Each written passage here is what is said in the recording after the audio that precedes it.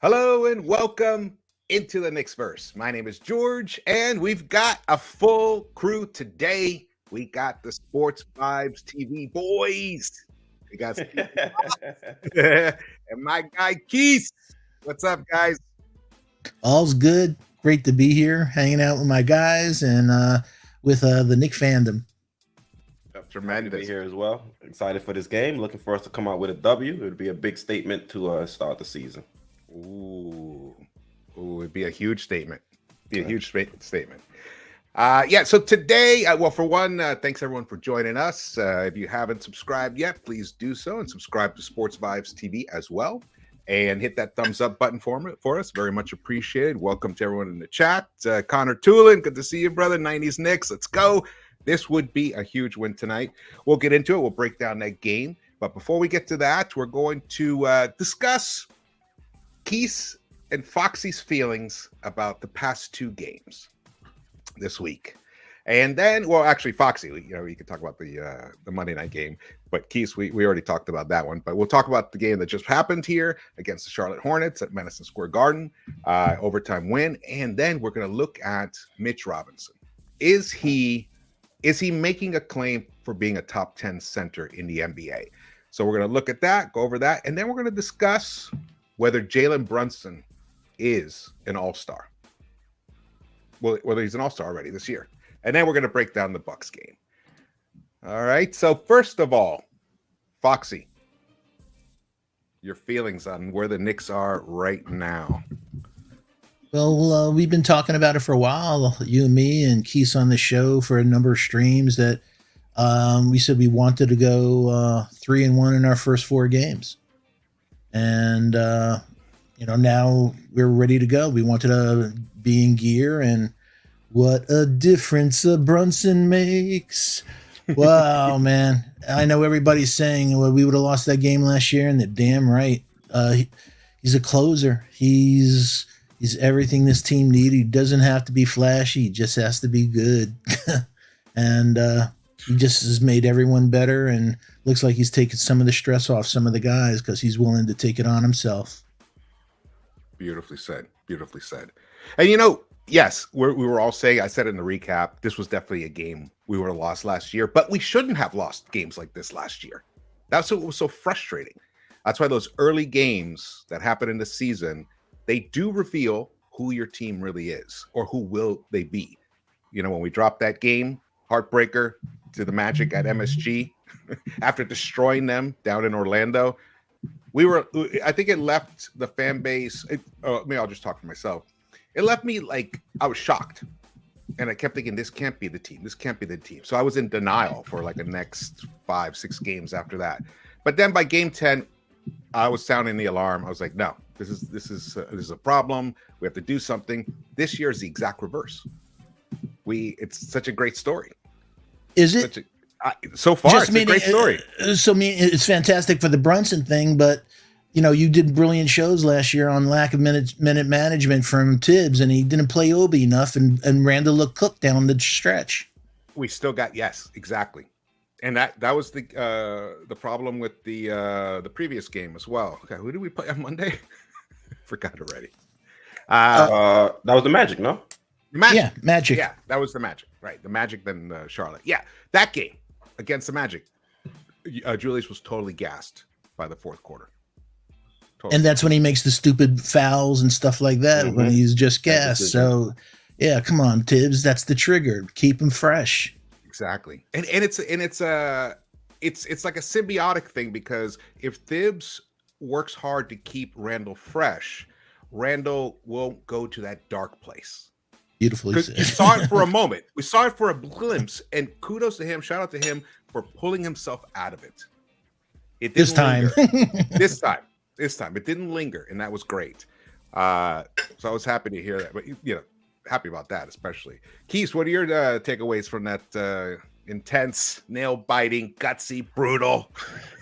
I mean, it's a nice way to start the season. We're battle tested. We've gone through 2 overtime periods already, so that's something that at least this team has experienced it, and we know that if we go into pressure situations, that these guys have like I said, some experience. And we've seen Jalen Brunson step up big. You see the efficiency. What was he, 10 or 15 during that game? And you saw the high assist totals. I think one question everybody had when Brunson was signed here is, could he really be that type of facilitator to get everybody involved? So you see, what was it, his career high and assists in that game. So I think that's something that Knicks fans should be extremely encouraged about, the fact that he's getting guys involved, getting players like Mitch involved and things like that. So another thing that kind of stood out to me is the fact that we saw my guy Cam Closer. The fact that he was brought into the game and he made an impact defensively. So I think the fact that Tibbs is starting to give some trust to Cam in situations like that bodes well for his long-term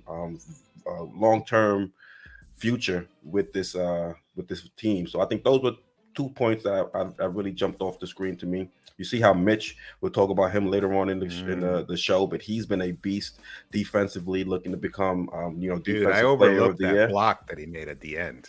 Recap, I forgot about it. That was crucial. I think the Knicks still would have been up by 1, but you know how it gets.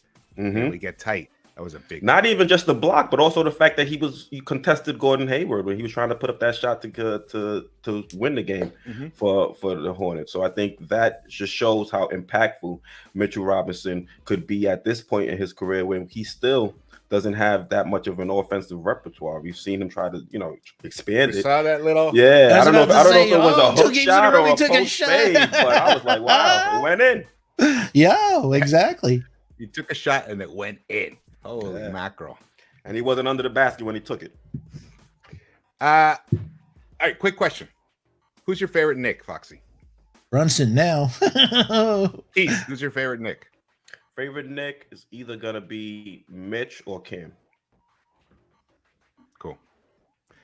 My favorite Knick is, I don't know. I love Mitch. His whole story is just great. He wasn't able to go to college. Then he basically sat for a year. Second round pick. People were projecting him. He could have been a late lottery pick if he had played in college. Western Kentucky. Yeah, we got a steal. I know $1 million for all of us is a tremendous amount of money for a basketball player in your prime of your career. $1 million, $1.8 million. It's not crazy amounts of money. It's not life changing, especially when you paying your assistants, your manager, and agent, all that jazz, taxes, and all that jazz. So it's great that he finally got the bag, and his whole attitude about it. We're going to get into that. His whole attitude, his mindset. He's primed for following through on that desire to chase Defensive Player of the Year, and I love that. Love that. All right, but before we get into the next part of this, shout out to the chat. Foxy, you want to shout anybody out specifically, or? Yeah, sure. Kareem Grant. I hope all is well. We surveyed 100 people. I always call him our field producer by sending us stuff. The one, the only Adele Chapman. Give a hug to little Avery. Victor Viviera from Colombia. Just wanted to say hi. Hey, Colombiano. Yeah, so just wanted to give a shout out. I'll pass the ball for you guys to do some shout outs. Yeah, shout out Bricks Nation, John Talento. Thank you for tuning in. Drew Licata. We surveyed 100 people, said his new favorite Knick is now Randall. I'm saying Julius Randle's on that redemption tour. He's posting that the Knicks are the best fans in the world on IG. He's actually showing better attitude out there on the court. So shout out to him. Hopefully he can continue to build upon this start. Hey, Giannis is a good role model for Julius. Even though Giannis is like the bigger version, faster version, stronger version, but other than that, they're about the same. But Randall's not. What other guys are there like that? Like power forwards, like move like them. Paolo. We just saw him. We saw that against Magic, yeah. Right, and everyone's losing their minds over him. So Randall's like, that's the kind of guys that's the kind of player that he should emulate. More so that than like a Kobe style. Just in terms of their skill sets. But he does actually, someone put in the chat, Julius usually has good games against Giannis. There's like a little mental rivalry going there, which I love that. Yeah, what was that? I was just going to say Randall normally steps up when he has these marquee power forward matchups. Yeah. And you guys, I like that. I respect that desire to go out there and really make a statement against the best players. That's a good mindset to have. All the great ones do. Yeah, absolutely. Absolutely. All right. Well, tonight we have a later start. Starts at 8 o'clock in New York. And we are we'll see how long we go tonight. Let's is it in New York or is it away? I mean, it's away, but okay. It's an 8 o'clock start in New York. Okay. Oh. Yeah, that's what it is. All right, well, let's get to our first major topic of the day. Is Mitch a top 10 center? So I'm going to, well, first of all, this is a tweet from NBA University, which I thought was awesome. This leaders in contested rebound percentage, because we've been hearing that, Mitch, he's not that great a defensive rebounder. And so we were looking into the numbers, and this is actually, I found this is a great indicator here. Leaders in contested rebound percentage. See who is actually grabbing the tough ones, the tough rebounds. Mitch is number one, 76.2%. It's only 16 total. I was about to say that doesn't make sense because he's only doing 2 a game. Yeah, but we're talking about like the ones that are heavily contested, that are really challenged. He's up there in that category. Look at our guy Hartenstein, number 5. Look at number 2. And they're including both offensive and defensive rebounds, right? Yes, they're including both. Oh, okay, that skews it then. Mitch fights for those offensive rebounds. He fights for those. The majority of them are going to be contested. Beautiful. Yeah. And he announced today it's a motherfucking block party hosted by Mitchell Robinson. You heard me. I love that he's owning that. I love it. So here, I'm going to make this larger for all of us here. These are 2 charts that I pulled. One is from Cleaning the Glass, and the other one is from 538. It's the Raptor rating. You can see right there, Mitch is on the borderline of the top right quadrant on the right graph there, which is where you want to be as a center. Offensively, he's at an even, but defensive Raptor is a plus 2.1. If he can increase that offensive score, his offensive game itself, he will definitely, just from statistics, be in the top 10 as a center in the NBA. However, when you look over to the left, and it's all players, not just centers, all players, the PSA is points scored per attempt. So look at that. Mitch is up there with Steph Curry and Michael Porter Jr. Yeah, look at that. He has a 100 percentile score, a 159.1 PSA. Look at the other bigs, because to really compare, Mitch is right now topping Jokic. He's topping Giannis. He's Kleber, Maxi Kleber, Kevin Looney, and the final one is Rudy Gobert at the bottom there. So our boy is making a statement right now. We'll see if he can keep it going. This was an article Steph Bondi put out, which is a really, really interesting article. He tweeted it out to promote it. Mitchell Robinson tells me he wants to make my mark tomorrow night against Giannis Antetokounmpo, also gunning for Defensive Player of the Year. I'm trying to get it, and I'm going to continue to fight to get it. I love that attitude. Love it. In the article here, I want to just point out one part of it. He wrote, still, Robinson said Antetokounmpo isn't the most difficult to contest at the rim. He instead cited Jokic because of his craftiness. I thought that was really interesting. You guys read this article? No. The Daily News? Yeah, it was an interesting. And then here's a quote in the next part here. It says, most people yell out, when you get paid, you don't want to work no more. That's the opposite of me, Robinson said. Even though I got a little bag, I'm still going to work even harder now because I want one. I want another one. I want more. I'm hungry. Robinson's best effort was Wednesday's overtime win against the Hornets when he logged 37 minutes with 6 block shots, including the game-saving rejection with 8 seconds remaining in overtime. And then, of course, he picked up its MF block party right here. Okay, so what do we think about our guy Mitch?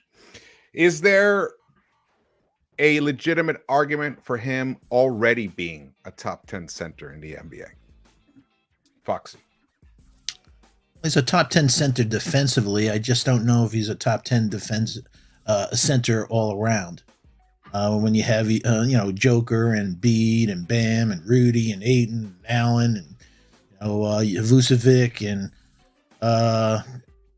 he's just not, doesn't have that rounded out game. So he's great. As we said, he's averaging 3.3 offensive rebounds this year, 2 defensive rebounds. And we talked about him trying to get that up.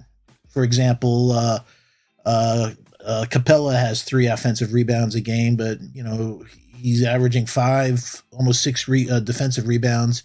Last year, it's only early. He'll average around 8.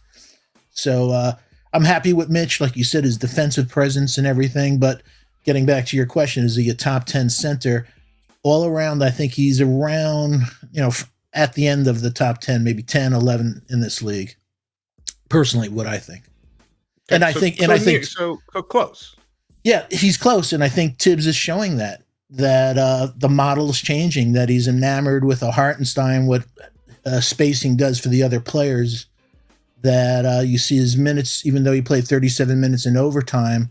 I think there's a lot of us saying that over the season, we may see Hartenstein play a lot more minutes than we thought, because not only of him stretching the floor, but what he does for the other players. All right. So Foxy, basically to recap, you feel like defensively, if that was the only metric, there's no doubt. He's top 5. Yeah. His offensive, his limitation of offensive arsenal is what's keeping him out of that. Shooting like 41% from the line, foul line. So that's depressing. It's only a few games. He's never been a good free throw shooter. That's lame. It's development we're looking for. Yeah. So Keith, how about you? What's your feelings on Mitch as for one thing, I'll let you just give your feelings about it, and then I was going to ask you guys a follow-up question about this. You're muted, Keith. You're muted, bud. Yeah, I think he's getting there.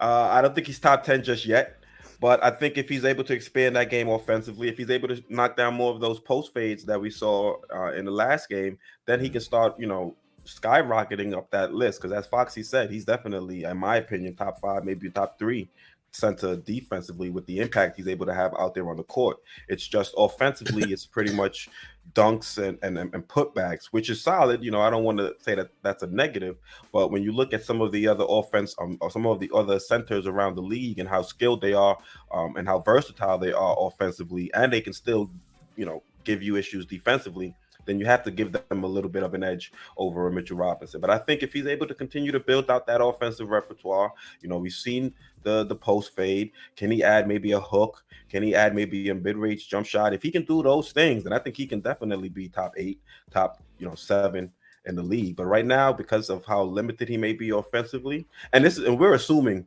he's limited offensively because he really doesn't get any opportunity to show us anything else. But until he does that, he's going to be, just outside that top 10, I think. Yeah, it seems like I'm with you guys in terms of because of his limitations offensively. But the follow-up question I was going to ask was, and I was actually going to ask Foxy first. What? Then actually Keith ended up answering it by saying if he added more to his offensive game. But what? He always answers my questions. It makes it so easy for me. I love him. My bad. No, I love you. what would it take for him to be, a bona fide top 10 center? What kind of, realistically, knowing what we know about Mitch, even though you're right, Keith, he doesn't necessarily get that many opportunities to show what he does offensively. But what would be the bare minimum that he would need to add to his game offensively to become a bona fide top 10 center? I know this is an abstract answer, but just watching Hartenstein add passing. he virtually has no assists, this guy. If he could build that into his game from the pinch post, we could deal with him being a 10-point guy, 10 rebound, but make us, a 6 assist guy changes everything for this team, him getting cutters and stuff. If he became a 6 assist guy, I think we're talking top 4, 5. But just meaning that could impact without him getting a jump shot. Just learning to pass. I love that. I've actually seen him make some decent passes over the years, but they're so few and far between. I mean, his whole attitude is like, I'm 7'1", I can outleap anybody. So if the ball's in my hands and I'm anywhere near the rim, I'm going to try to score. And I get that mentality. I mean, he's the all-time leader in field goal percentage around the rim. So that's the all-time leader in the NBA. He, for the highest field goal percentage in an NBA season, Mitch Robinson has that record. And he's going to break right through it this season. I think he's at like 88%. Yeah, I know he's having an off year. You know, I'll tell you one thing that I love so much about him is how gentle his touch is. For how ferocious he is a defender and a block monster. His touch around the rim, his little tips, all that stuff, that's touch, man. That's why he gets that high percentage. It's not just, he doesn't just do it from ferocity, like he's got real nice touch around that rim. Like I wish RJ would get some of that touch. It's a little bit easier when you're 7 foot and you're just having. I mean, RJ, he has a 3-inch touch. But bro, you look at these guys like Zubac, like Zubac, like all these guys. They're there, they can do it, but they don't have that kind of the level of touch that I've seen from Mitch. I'm just really impressed by that touch of his. Well, I think on that shot he made the other day, that was definitely touch on that little shot in the paint. Absolutely, absolutely, right. Yeah, it's nothing. Yeah, nothing but that. Yeah, nothing but that. But not just those. The tip. We're talking about the tip ins, and sometimes for sure. It takes finesse to do that. Yeah, sometimes a guy's draped on his shoulder and he's like he taps it in. And that contributes to your contested rebound percentage. Bingo. That's where you get that high percentage right there. Yeah. I would say, let's run it down. Number 1 center right now in the NBA is Jokic, no doubt. Embiid, number 2, but not necessarily the way he's been playing this year, but we know that he is that level. And arguably, I mean, Giannis isn't technically a center, but we're gonna. Huh? You're roping him in as a center? Well, he actually is a center in reality. He actually is a center. He just plays in the power forward position, and there is a center on the court who happens to shoot like a guard. Yeah, Brook Lopez on that team, which is why they're such a dangerous team. And block shots. Yeah. So okay, so those are the top 3. 4 Gobert. 5 Bam and Cat. Bam and Cat. So that's 6. Now we're gonna get down into it. Who's 7th? Who's the 7th best center? Maybe either Valanciunas or Vucevic. One of those two. Oh, Valanciunas? Yeah, and you have Allen, you have Ayton. Ayton. Okay. Ayton, Allen. We don't know where they are, but they're up there. So now we're at 9. What was the other? Valanciunas and Vucevic. Mm-hmm. I would take personally Robinson over Vucevic. Personally, because Vucevic doesn't play defense at all. And who's the other one? Valanciunas. Yeah. Valanciunas. I do like him a lot. Yeah, me too. So that puts Mitch at 11. Arguably 12. What about a healthy KP? Are we counting him as a center or are we counting him as a 4? I know it's crazy. And today, that's the whole thing, why it's a complex question that you posed from the beginning. It's not only where he is, it's where the NBA is going. And the NBA is going to, the Giannis, the 4s that are going to be playing 5s in the future. Mm-hmm. They can shoot 3s and block shots, but they have a different game than Mitch. I haven't watched KP obviously as much as when he was with the Knicks. I think the last time he truly played center was with the Knicks. I don't think he's really in Dallas. I don't think he was the center, and in Washington, isn't Gaff? Wait, who's the center for Gafford? Gafford. I think he's the backup center. No.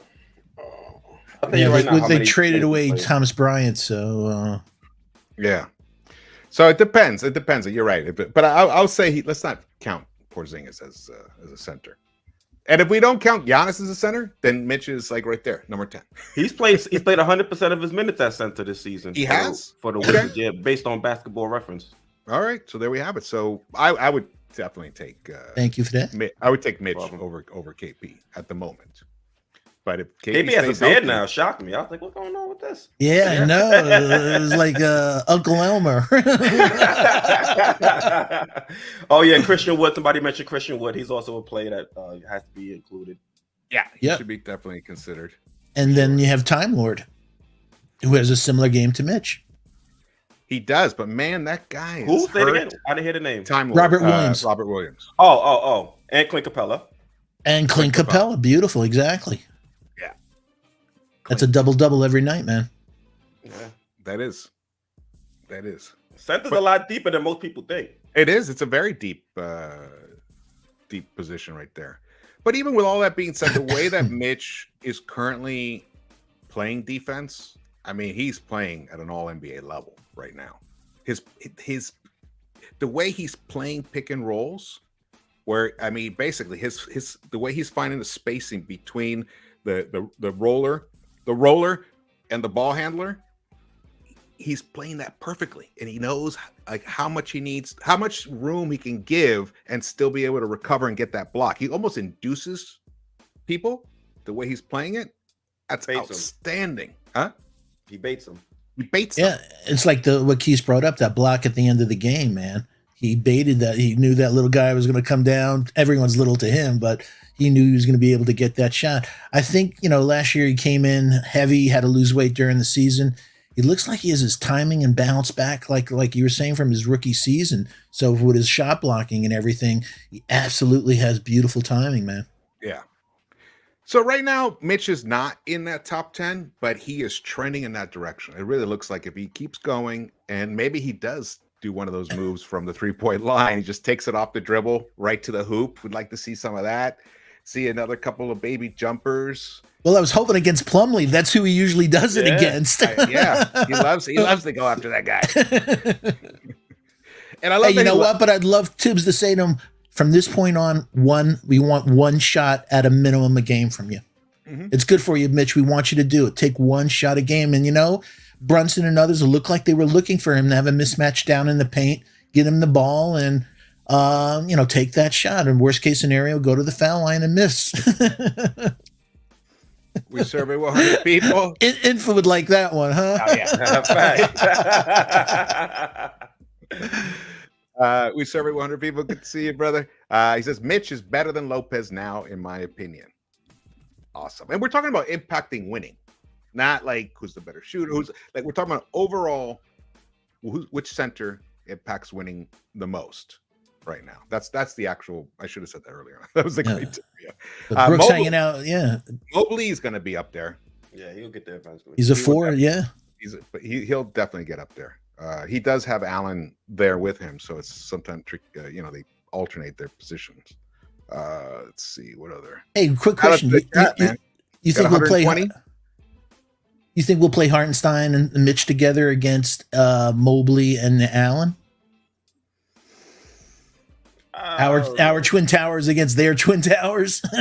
I think the only way you can do that is if RJ is out of his shooting funk, or you just put shooters around him. I mean, right now we're struggling from the 3-point line. We're struggling with our jump shots.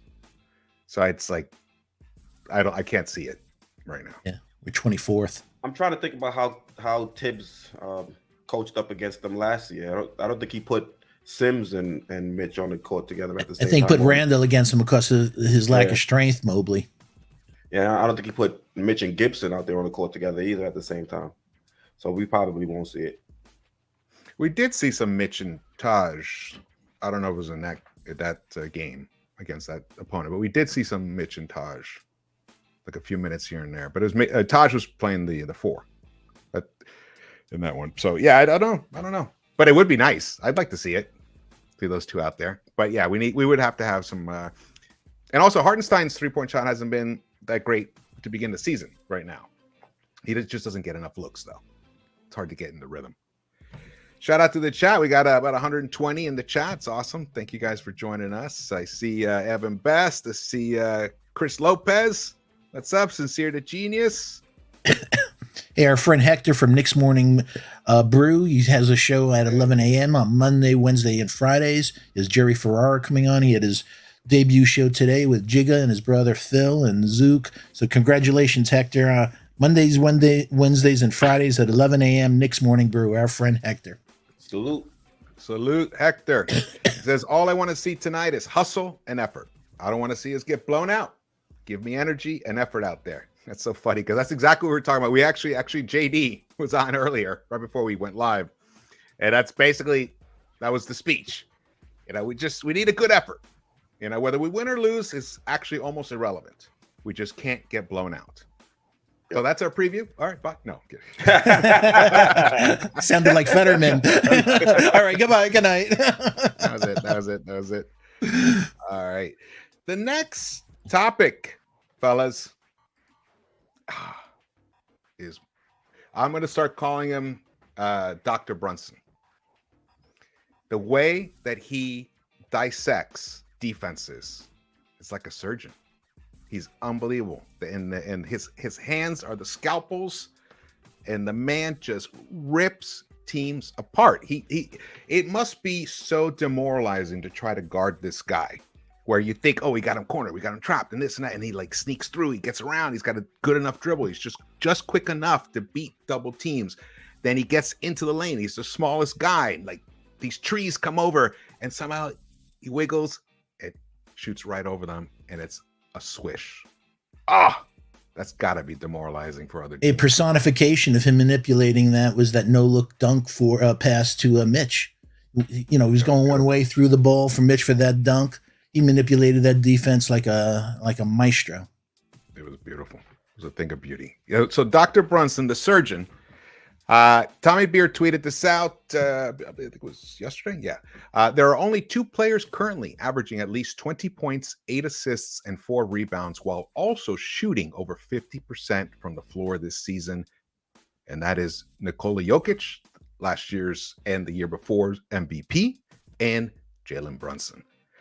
It's almost impossible to overstate Brunson's impact on this franchise thus far. Is Jalen Brunson currently in the running? I mean, is he? I mean, who is he the starting point guard for the East this year in the All-Star game? Who do you want to lead? I think I'm going to give it to Foxy because he's thinking. I don't know about leading, but I definitely think on the team. I think if real basketball people would vote for Brunson, because of, like you said, his game. He's a 50. He's always around 50, 40, 90. He's so super smart. He's just a pro's pro. So he's already in the running for most improved player to me of the year. So I could definitely see him as an all-star, especially on this team. I think he's the number. If there's going to be an all-star on this team, it's Brunson. All right. Keys. Yeah, how are you? I think he could definitely be in the all-star game. I don't know if he'll be one of the starters. Those positions typically go people to have a little bit, brighter star per se.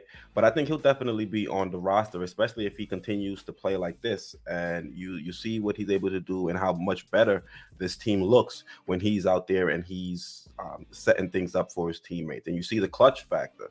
I think a lot of people kind of gravitate to players that can, make big plays in some of the biggest spots. So I think if he can continue to go out there and help lead this team to wins, then I think Knicks fans are going to throw their support behind him to make him an all-star. And also the national audience who are going to see Knicks games, they're going to see that Jalen Brunson is one of the best, if not the best player on the team. And they're going to give him some votes as well. So I think he'll definitely be on the team if he plays like this, but I don't know if he'll be one of the starters per se.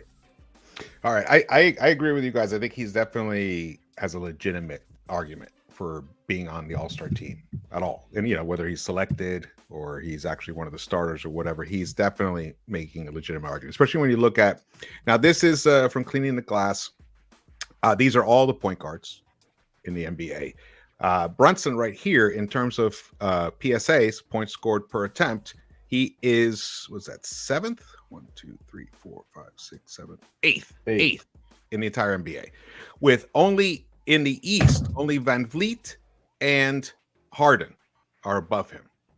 So at this point, I guess is Harden right now probably the favorite to be the starting point guard on the All-Star team for the East?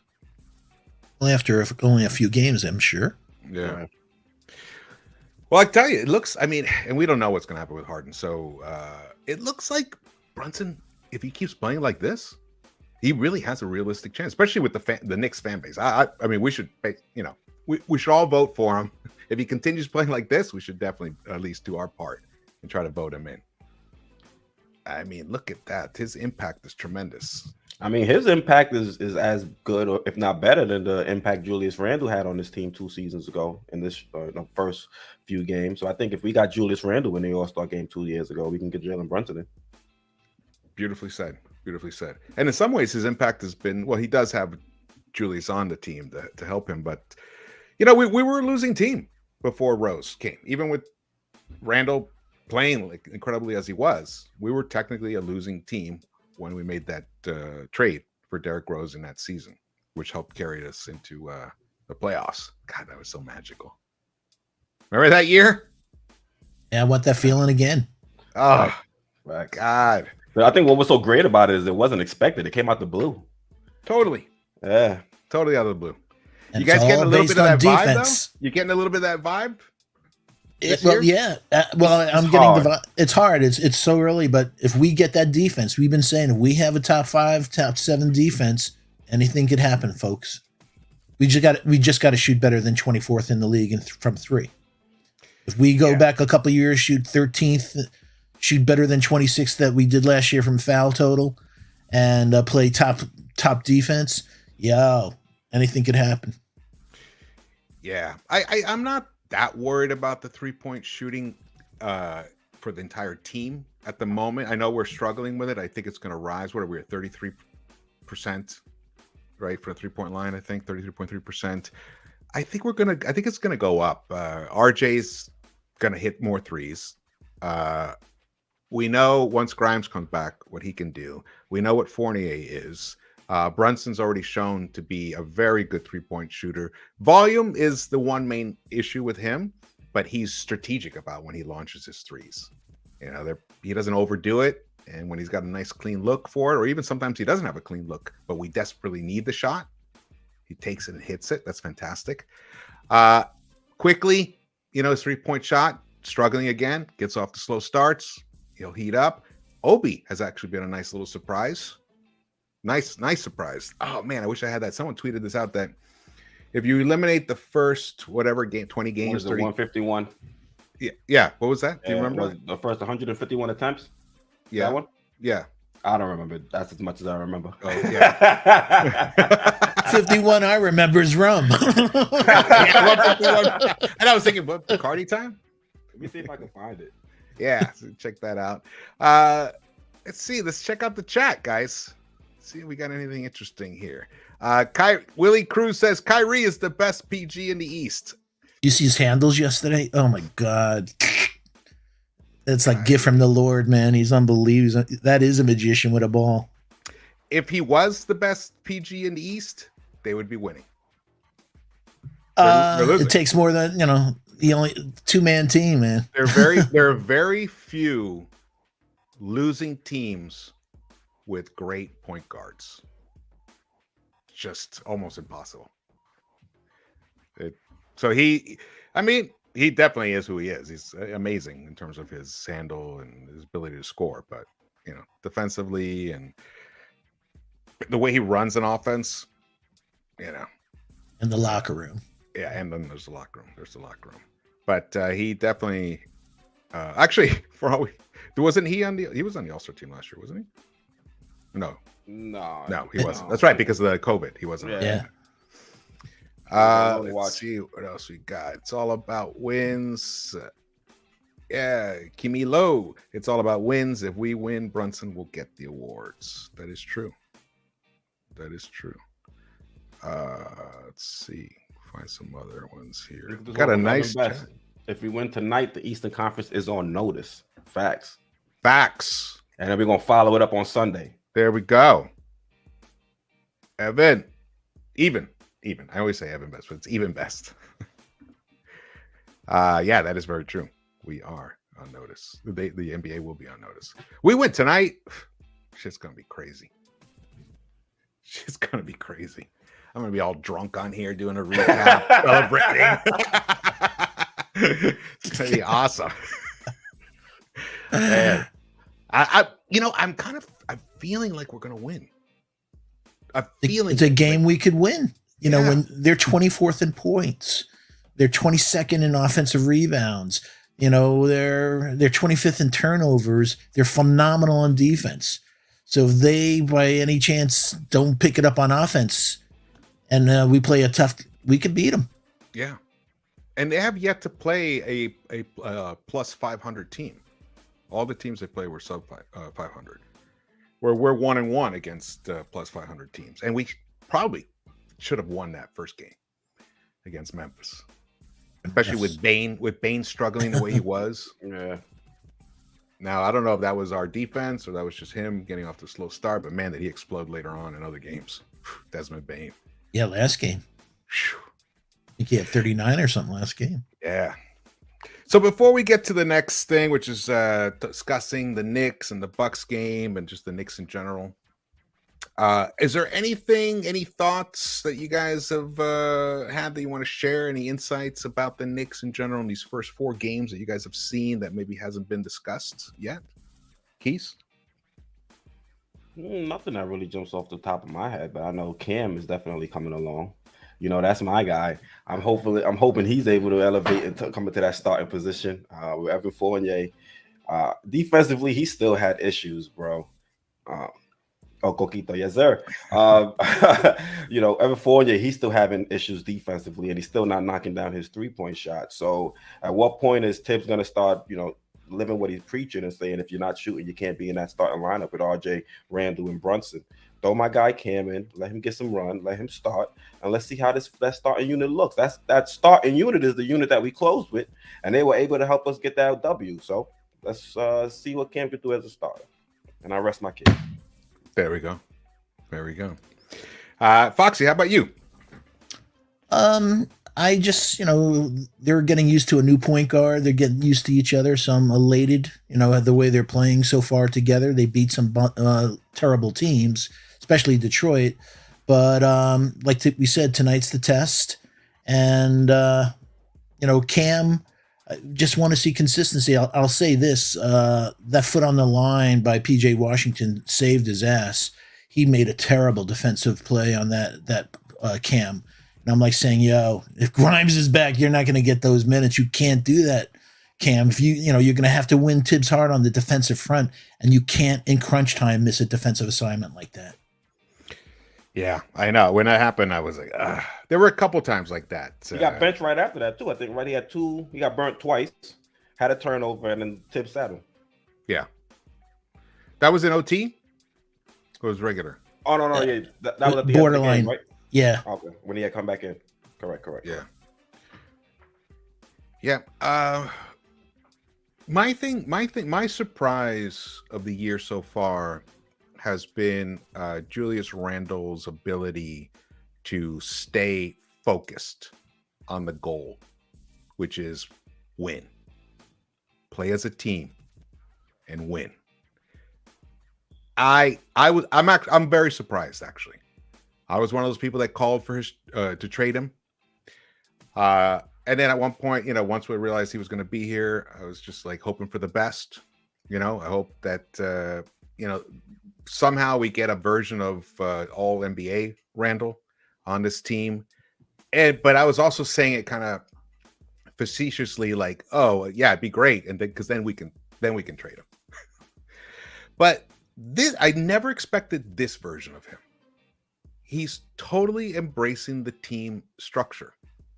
Are there moments where it kind of falls apart a little bit and we get a little too ISO? There was that one play. I was like, what the fuck is this ISO bullshit? Yeah, we were saying, we were talking to each other during the game, like, what? I even tweeted that out. Yeah. But other than that, like in the past, it would have been like 8 or 9 plays like that. Here we had 1, and it was just whatever. Maybe he was just tired. He felt, okay, I can do this at this moment. And no one else was moving. The ball stopped moving in that game. That was the reason we ended up going into overtime. They stopped playing the way they had been playing. And that's going to be a big challenge, especially against better teams. Got teams like the Bucks that can take you out of your offensive sets. Can they still stay locked in? Keep that ball moving. Keep moving off ball. Keep looking for the cutters. Keep setting better screens, better picks. Mitch's picks have been improved. But really, I think Randall has been the most surprising positive thing for me. The most surprising negative thing is RJ's shooting. Especially after the preseason he was phenomenal in preseason, and it looked effortless for him. He was replicating his shooting stroke every single time from the 3-point line. He was what he had, like 50% from the 3 in preseason, something like that. Yeah, he looks smooth, no hitch, and now like we've talked about aiming, hitching, hitching his mechanics. And just 6 days later, it's gone. I'm surprised that it's like that. I hope he recaptures it. I don't know what's going on. People have mentioned he's carrying extra weight. Maybe that's what's making him a little bit slower, and it's impacting his lift. I don't know. What's your biggest surprise negative thing that's happened so far? I think you touched on it. Forget about the offensive side. Watch RJ on screens. I know he went against John. I know he went in against Ivy, 2 speedsters, but he's just so slow getting around screens on defense. He's been backdoored, and his technique is just upright. And with his, his lack of, he's not a twitch athlete. He's going to get killed if he's upright. He has to get in a different stance and something. So like you said, he just no hops. He's, I was saying to myself this morning that Giannis and Brook, is he gonna, pull up, or is he gonna test those guys going to the hole? He scored, 22 points the other night on, 2 jumpers. Everything else was at the hole. So we'll see tonight. But I've been, like people said, I think he's maybe needs to lose 10, but he just looks slow. Yeah. Before I get the keys on that, it's interesting is, and I'm hearing that from a lot of places, and not just here, even not going to mention names, but when you look at the stats, he's by far our best player in terms of winning. He points per possession. He's a plus 12.3, 74 percentile. The next best is Jalen Brunson with a plus 5.8. It's like, what? You look at these stats, you're like, can this be real? His expected wins based on his current performance is a plus 38. The next closest is Brunson, a plus 14. When he's on the court, all defense opponents score 5.5 points less on average, which is for a 63 percentile, which is best on the team. Best on the team for the starters. I'd be clear about that. So it's like, yeah, it's an anomaly, man. We love stats more than anyone, but our eyes don't lie. Come on, he's looked. But we're 3-1. The guy has not had much going offensively from the jump shooting standpoint, and we've seen him get burned constantly here and there. But when you look at the overall totality of his workload, he's also, I think, covered the most distance in the top. I think he's like in top 3 or something in the NBA in terms of distance, which also indicates he's probably covering more difficult opponents. So he's a tricky guy. It's tricky like that with him. He looks slower. He's not hitting his jumpers. And then when you look at his actual advanced stats, he's performing very well. So it's hard to tell. I mean, hopefully he turns it around, and then we really got something. That right? Yeah. How about you, Keith? What's your biggest negative surprise so far? Biggest negative surprise is the fact that Tibbs has been unable to find minutes for Obi. Headed into this season, we thought, we heard that Obi was going to serve a larger role, and in order to, get more minutes out there on the court, he has to knock down his shots. He has to be a better shooter. Well, he's only getting 15 minutes per game, and he's shooting over 50% from the field, and he's shooting over 50% from three. So if he's doing what everybody has asked him to do, and that's to be able to knock down his shots and be efficient with them, what else is there left for him to do in order to try and get 5 more minutes a game and try to get to that 20-minute mark? And remind you, this is after we played 2 games in overtime, so this isn't a standard 48-minute game over the 48-minute games. For these first 4 games, we played an additional 10 minutes, and we still haven't been able to find minutes for Obi to get him over that 20 minutes per game threshold. And I know Julius Randle has been solid to start the season, but you guys have both mentioned that there's been moments in the game where he's been gassed, he's been tired, and he hasn't been the best version of himself. So if that's the case, Tibbs is going to have to find ways to get Obi much more involved. He's getting weird with his rotations at times. There's no need for any of these guys to play entire quarters. Once you start doing that, it makes it real difficult for him to start, bringing people in and then trying to adjust if things were to go awry. So hopefully Tibbs can figure it out and get that guy Obi Toppin some more minutes. He's got to figure it out, man. Because I failed to mention, yes, number 2 in terms of expected wins on the team, it was Brunson, but actually that's for starters. Number 2 on the entire team is Obi Toppin. He's a plus 24, and then it's Brunson. And in terms of differential on and off the floor, Obi's a plus 15.5 for second best behind RJ. I love when RJ, Obi, and Cam are on the court together. It's so fun. I think some of the best highlights we've had all season in the NBA have been from a combination of those 3. Transition monsters on that totally that lineup. Yeah, my God. Yeah. And those easy buckets like that, they go a long way, man.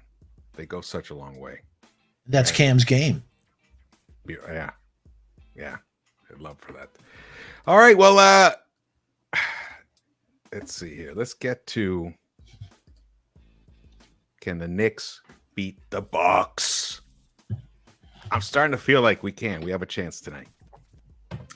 I pulled these stats. This is to show where our team is at in terms of points scored overall. The Knicks are number 2 in the entire NBA. And we just talked about technically who should be our best player is RJ Barrett. He's struggling tremendously offensively, and yet we are number 2 in the entire NBA in points scored. Behind we played 2 overtime games, George. You gotta add that disclaimer. Hey, we did play 2 overtime games, but that's only 5 minutes. It's only 5 minutes, guys. 5 minutes is a lot in this NBA. When it's true, especially we scored 12 points in that 5 minutes. That was tremendous. Yeah, but either way, we're still up there, right there. And when you look at the plus minus, because it's also about points allowed, we are number 5 in the NBA, a 9.3. That's awesome. Now we are going up against, I believe, and then look at Milwaukee Bucks. They're right above us there, number 3 with 11.0 plus minus. The Bucks, I think they're the number 1 rated defense. Foxy? Number 1 rated defense, 1st in field goal percentage defensively, 5th in 3-point percentage defensively, 1st in 2-point percentage defensively, 1st in defensive rebounds. Yeah, first, like you said, in opposing points allowed, 97.8. Devastating defensive team. So it's a real good test for us. Yeah, tremendously. So what do you guys think? Do you think what would it take for us to pull this game out tonight? Foxy. Like we shoot over 37%, hold them under 35%. From 3-point line, you mean? From 3-point line, and shoot well from the, shoot at least 78% or higher from the foul line. All right. And Keith, what about your feeling? What's your key aspects for us to pull off a win tonight? You're muted, bud. My bad. The mute issues are traveling over here to Knicks-Verse. Yeah. What you call it? In order for us, we have to be on a string defensively, be one unit defensively, because nobody's going to be able to defend Giannis one-on-one. So once he's able to get by his initial defender, it's going to be on Mitch, who I'm assuming is going to be, I don't know, how are they going to decide to do the defensive matchups? Because Mitch is talking about he's going to lock up Giannis, but I would assume he would be on Lopez and would have to rotate over if Giannis gets penetration, no? Because Randall and Giannis are going to be guarding each other. So it's going to be very important for Mitch to be aware of where his man is, because it's going to be difficult for him now, remember, to come in and try and stop Giannis from penetrating, because he's going to be guarding a guy like Lopez that can knock down the three. So that's why this team has to be operating as one unit, because you're going to have to help the helper. So when Mitch slides over to try and stop Giannis from getting in the paint, somebody's going to have to rotate over and make sure Brook Lopez doesn't get an open three. So Tibbs is going to have to come up with a good game plan in order to try and contain Giannis, because you're not going to stop him. You know, that's what those type of players are able to do. They're able to overcome, you know, great defense by having even better offense. You just have to make sure those moments are far and few in between. So I think we have enough guys in order to play together on defense, and we just got to lock up. Because I know the Bucks are going to play us hard defensively, and I don't think we're going to get as easy looks as we did against the Hornets, as we did against the Magic, and even at times against the Grizzlies. Not the Grizzlies. Who did we play? Yeah, the Grizzlies. Yeah. In the first game. We know he's going to score over 30 points. The whole thing is we don't want a Jordan Nora or a Grayson Allen going off. We have to stop those guys from having a career day like we did last year. This is my feelings about how we can pull this game out. It's the reverse structure game plan that most teams have against the Bucks. I would let Giannis feast in the first quarter. Let the other guys wilt. Let them not get into a rhythm. Don't let them get open three-point shots. Let Mitch deal with Giannis, but tell him don't foul. Don't foul. Easier said than done, Joe. It is. But this is skill. You can guard a guy without fouling him, and if the refs allow it. Yeah, but remember, to me, it's the other guys getting, like, Lopez starts feeling it, and then Drew hits a couple threes, or mid-range shot. Don't let those guys start feeling good. Let Giannis do his thing, but stay out of foul trouble in that first half, and then in that second half, shift it. Try to lock Giannis down. Don't let him get free, and force the other guys to try and beat you that are now been sitting around. They're kind of cold. Maybe they're not feeling it because you've been smothering them. Just switch it up. I think that's our chance to win this game tonight. And with guys like Cam out there, I'd like to see Cam. I want to see a bigger lineup against this team. Get Cam out there.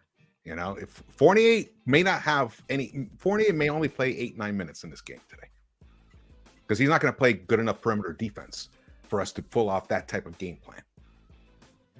Bobby Portis is averaging a double-double for him this year almost. Bobby Portis. Who's an excellent three-point shooter. And that's one of the things also I think we have to tighten up our perimeter D. We've lucked out against these lesser teams. There's been a lot of open shots on the opposing team that they haven't hit. You can't do that against the better teams. Yeah, we have gotten lucky with that, for sure. But yeah, I'm feeling that we can do it. I feel like we can steal this game. It's going to take a tremendous team effort, and it's going to take a big game from the big guys. You know, Randall, Brunson, and hopefully RJ fucking hits some 3-point shots, man. I'll take middies. Just hit a jacket. Anything. Hit a floater, man. Show us some touch. But also, what else? What we talked about, you have these gorgeous dimes, and then we don't see it for the rest of the game. In the last game, we didn't see it at all. Come on, RJ. Yeah. You have it in you, man. We need you to average 5 to 6 assists a game. You got it in you, man. Totally. He dropped the ball, not literally, but he didn't. There were definitely some plays where he was taking it down low. He was being guarded well, and he had guys open in the corner. He had Brunson open in the corner. He missed him. Isn't he the best corner? Yeah, he was an elite. Yeah, you're gonna do it again. I say elite. The thing's gonna. Their show. I said it 4,623 times. So if we fix those things, we have a definite chance to win this game. And unfortunately, Grimes is still out. Mm-hmm. Yep. I assume it's the same starting lineup for the Knicks. And you know what else, fellas? We surveyed. Thank you, brother. What else? D Rose was a revelation in only a few minutes. Played a few minutes and he scored 12 points last game. Yeah, if D Rose is getting into 12 and 10 or something, or 12. Yeah, exactly. Yeah. So if he gets into his groove, man, he's going to be magnificent. I like the way we're managing his minutes. Keep him fresh just in case we have a playoff run ahead of us. Totally. Yep. Absolutely. I love that. All right. This is an interesting chart. Did you guys see this? Looks like an ink blot with my eyes. It's from Kurt Goldsberry. The efficiency landscape right now. Small samples additions, just, right now. This is the defensive efficiency is that's the X, and the offensive efficiency is the horizontal line. So in the top right is where the best teams overall are going to be. Right now, the Knicks are number 5 in net rating. In that quadrant, yeah. Yeah. 6 in offense and 8 in defense, according to that. Above us is the Nets and the Suns. The Cavs. The Cavs are number 1. Suns are number 3. And the Dallas Mavericks are number 2. Wow, that's interesting.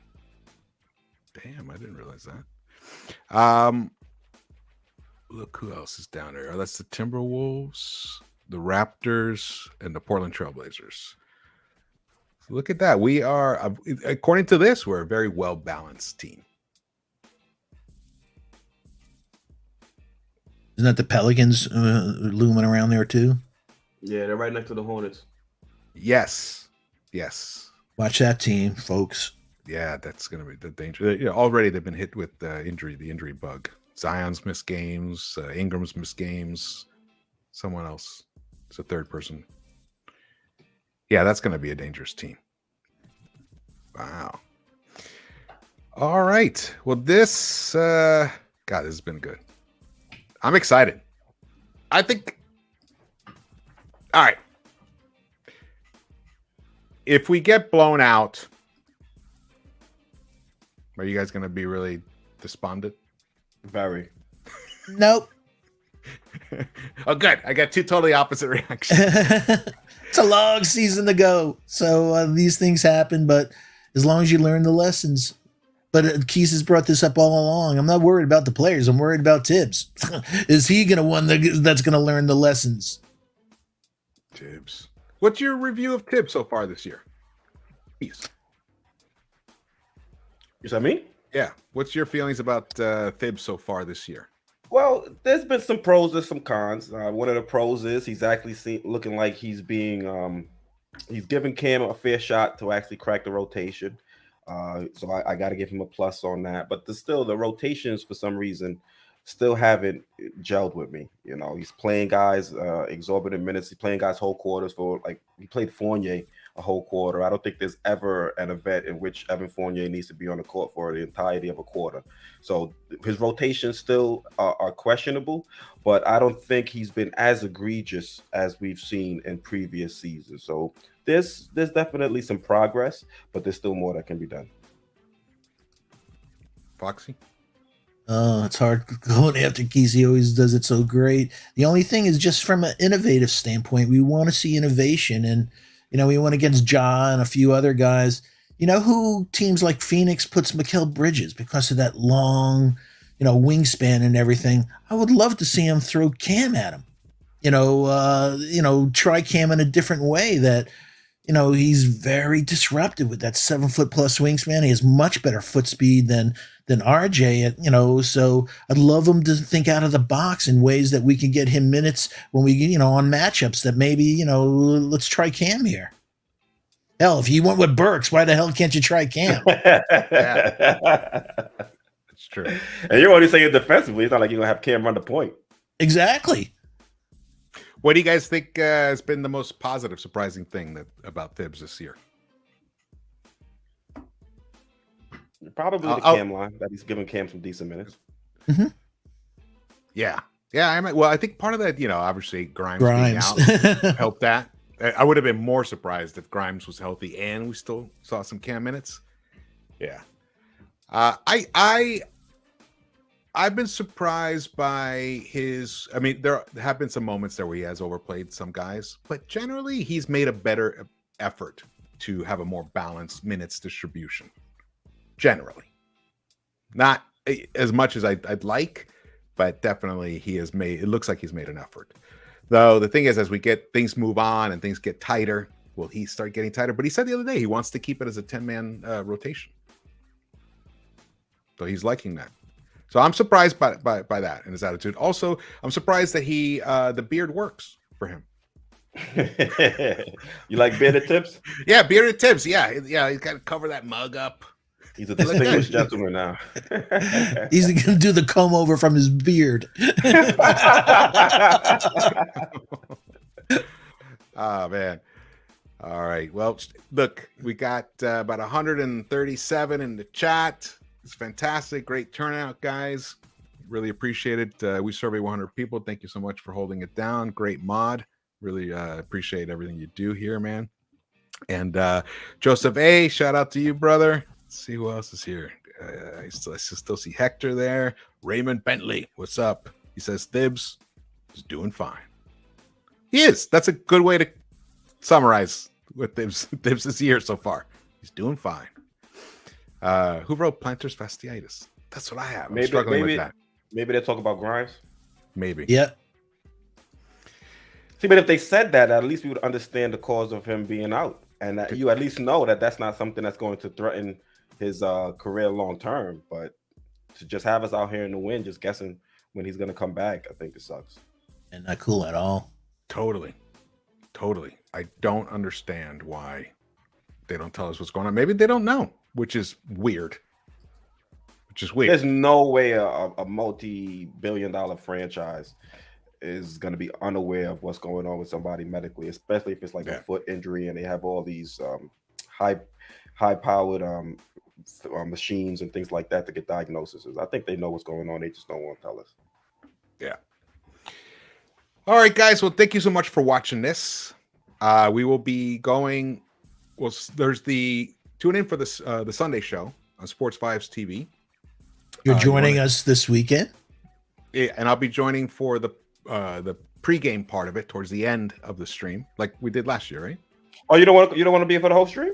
Oh, I guess I thought that's what you meant, to come on for the. No, because remember you said you wanted to. We love you, man. We want you there for the thing. All right, cool. Yeah, cool. It's not the same. So I'll be there. 4:30 or B square. But we have a great show planned on Sports Vibe TV on Sunday, and like we said, the one, the only George will be joining us.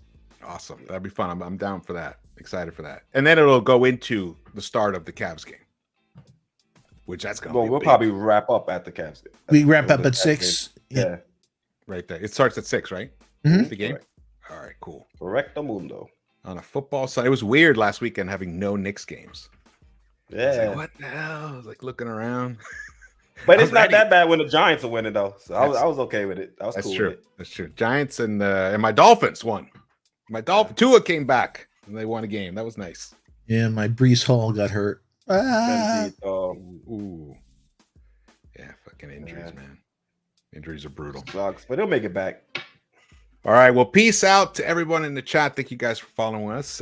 Please subscribe. Hit the thumbs up button for us. And if any thoughts pop up later on, just drop them in the comments. I try to read I try to read all the comments that I can.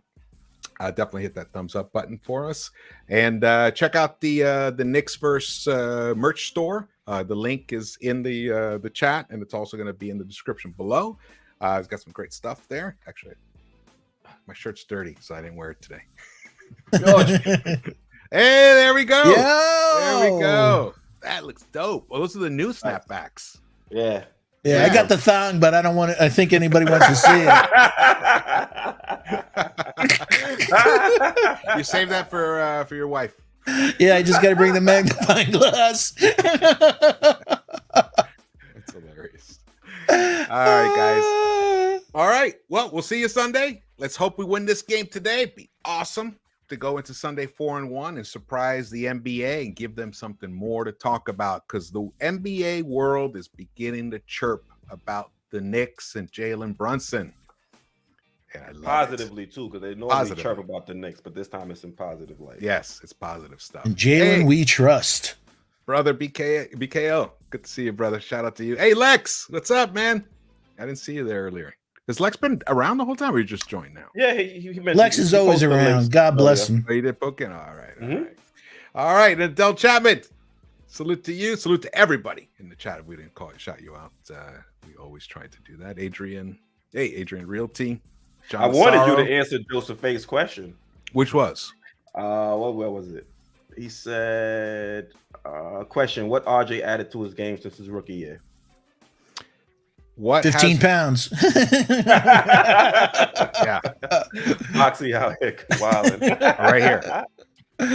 What RJ added to his game since his rookie year? Well, for one, he's a much better free throw shooter. That's one thing. He was terrible as a rookie. He had added a 3-point shot, and then it's gone away. But I'm dismissing his ineffective 3-point shooting that we've seen so far this season. I think he will end up somewhere in that 37% range, which is awesome for the volume that he puts up. 37% is nice. In terms of that, he's added more wiggle to his game. He's the ability to get to the hoop is much more convincing than before. Unfortunately, he doesn't have the touch to finish, and that's been troubling. That's what I'd like to see, the final part of it. But he has a lot of work to do in a lot of other areas. And I think part of it is not having the ball enough in his hands, which is shocking because he has had the ball in his hands a lot, but he just needs it more. I think that's just the way his game is. He needs to get into rhythm and feel it. He needs to touch that leather. He has as many touches as last year. He does. It's just, it's a little different. But he struggled in the beginning of last year. When he finally just took the rock and said, I'm going to the hoop every single time, like from New Year's Eve on last year. Once he decided to be that kind of player, he changed. Now, his efficiency is not there, though. He's got to up that efficiency. I mean, that's really, to me, that's all I care about.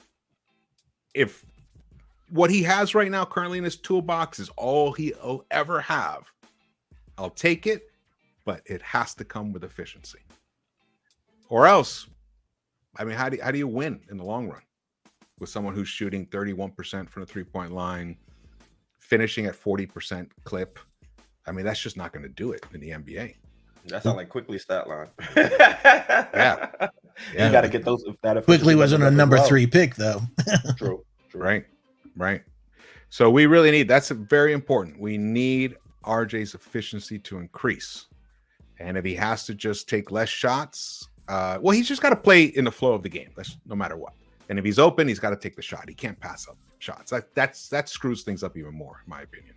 But also, like you said, pass, get more assists. More assists, yes. He was looking good in the first couple of games. Beautiful. And then the last game, nothing. Yeah, I was disappointed in that.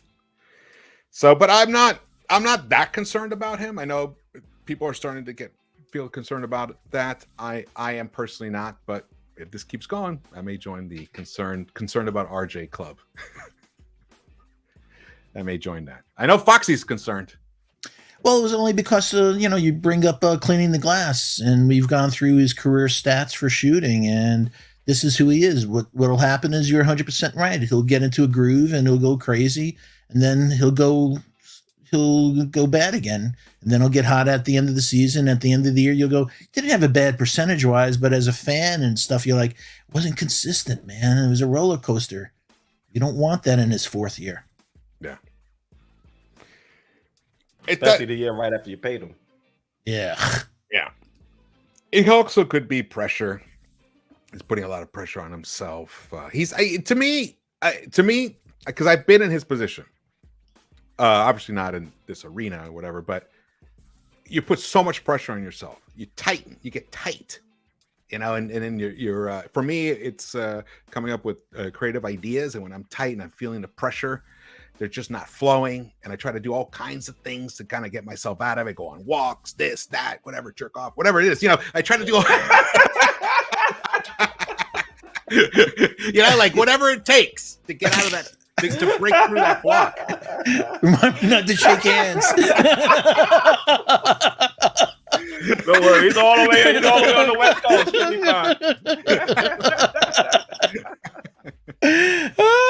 But he seems like he's too mechanical. He's too in his head.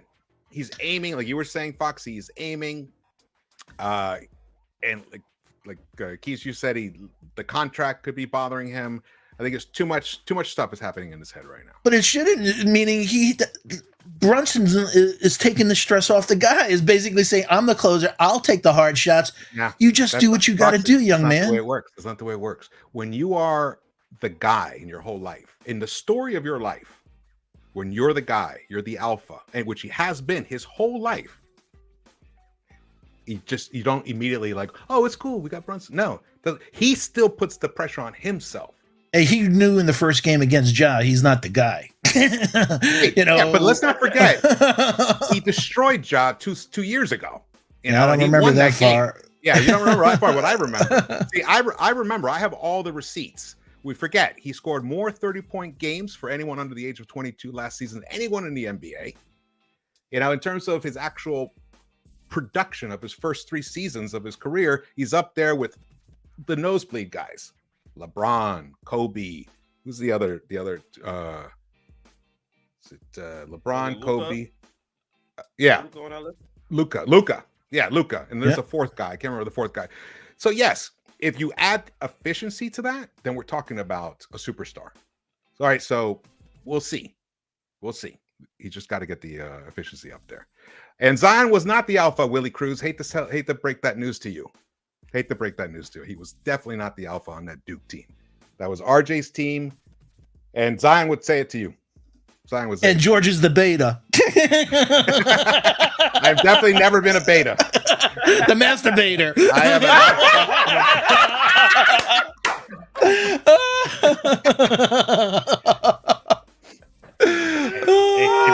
If you can't be the king of your own domain, you can't be the king of your own domain. You can't rule anyone else's. I love you guys. That's right, baby. You got to be the master of your own universe. All right. Well, let's see. This game's going to start. We made it all the way to game time. Oh, awesome! Let's win this one, guys. All right. Thank you guys so much for watching this. Love everybody here in the Knicks-Verse. Been a great show. Been a lot of fun. And we'll see you Sunday. Right? Yes, sir. Absolutely. 4:30. Right. We'll see you 4:30 Sunday. And I will see you around the Knicks-Verse.